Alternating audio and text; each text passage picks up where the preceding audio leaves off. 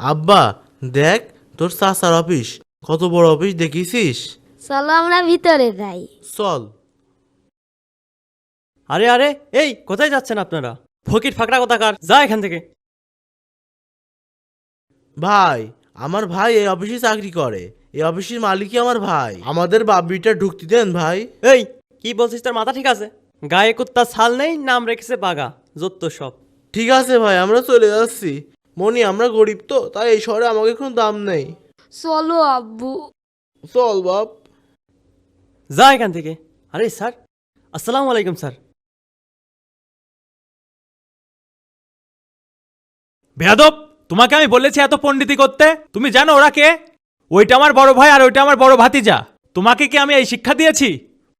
পোশাক দেখে কখনো কাউকে বিবেচনা করবা না, মনে রাখবা 5 টাকার কলমও মাঝে মাঝে 5 কোটি টাকার চেক সই করতে লাগে। যাও তাড়াতাড়ি ক্ষমা চাও। জি স্যার। ভাই ভাই দাঁড়ান দাঁড়ান, ভাই আমার ভুলে গেছে ভাই, আমার ক্ষমা করে দেন ভাই, আমি ভুলে গিয়েছিলাম কয়লার ভিতরে হীরা লুকিয়ে থাকে ভাই, প্লিজ আমার ক্ষমা করে দেন ভাই। ঠিক আছে ভাই, আমি কিছু মনে করিনি, চলে।